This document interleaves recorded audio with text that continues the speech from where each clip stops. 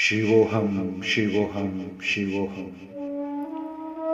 वैसे देखा जाए तो संपूर्ण ब्रह्मांड में कोई भी जीव महादेव की भक्ति कर सकता है एवं शिव कृपा से लाभान्वित भी हो सकता है। मगर मैं मेरे थोड़े से ज्ञान के आधार पर यह आपको समझाने का प्रयास कर रहा हूं कि सच्चा शिव भक्त कौन है या किसे शिव भक्ति यथार्थ रूप में फलेगी और आप शिव कृपा के पात्र कैसे बन सकते हो। दोस्तों, महादेव भोलेनाथ की कृपा पाने के लिए सर्वप्रथम उनकी जीवन शैली को हमें समझना बहुत ही जरूरी होगा। वे शांत, विनम्र, ध्यानी, ज्ञानी, सर्वेश्वर, सर्जनकर्ता एवं विनाशकारी भी है। मान अपमान से परे सदा परमानंद में रहने वाले जीव मात्र पर दया करने वाले परोपकारी वे सदाशिव हैं। थोड़ा और सूक्ष्मता पूर्वक उन्हें समझे तो लोक कल्याण की भावना बहुत ही प्रबल है उनमें। मेरे कहने का यह तात्पर्य है कि उन्हें समुद्र मंथन के समय विषपान करने की कोई जरूरत ही नहीं थी, क्योंकि वे तो आदिनाथ है ना। उन्हें अमृत मिले या ना मिले कोई फर्क नहीं पड़ता था, पर सिर्फ अन्यान्य देवताओं के अमृत तो मिले, इस उद्देश्य के चलते उन्होंने विषपान किया। अन्य कोई भी उस वक्त यह विषपान करने को समर्थ ही नहीं था।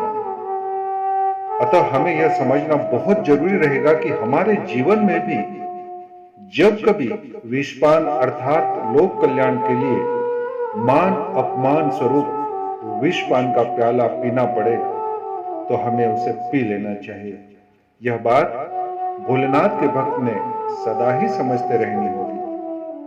आप शिव कृपा के तभी पात्र बन सकते हो जब आप में भी जो गुण शिव जी के अंदर विद्यमान है, उन गुणों के साथ आप भी स्वयं के जीवन की ज्यादा ना सोचते हुए उनके गुणों के साथ सामंजस्यता रखनी ही होगी और स्वयं ने भी उनके गुणों के अनुसार आचरण करते रहना होगा।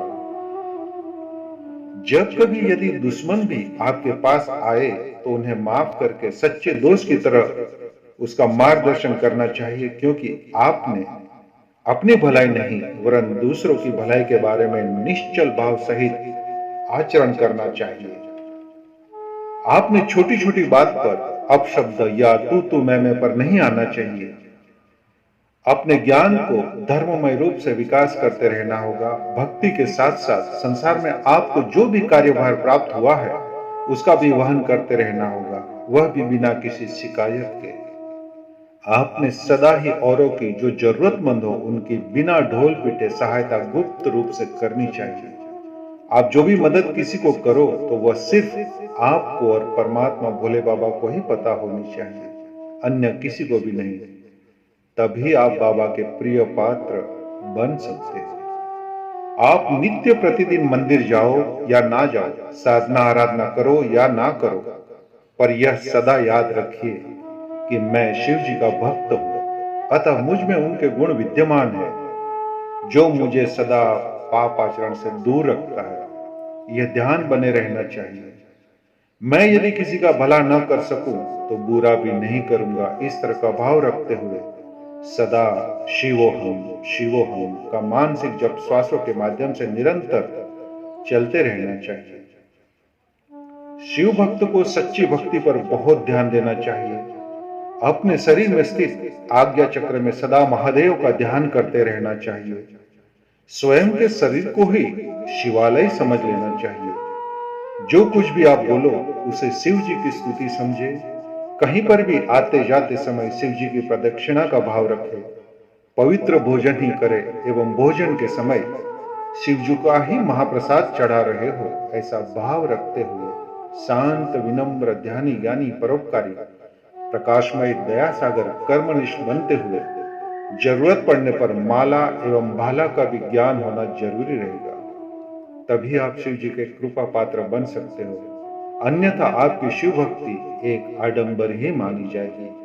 अतः शिवोहम जपते हुए जीव को शिव में विसर्जित करने का प्रयास करते रहे। ना किसी से दोस्ती, ना किसी से बैर, ना कोई मेरा, ना मैं किसी का, ना यह जगत मेरा, ना मैं जगत का, मेरे नाथ तो सिर्फ भोलेनाथ।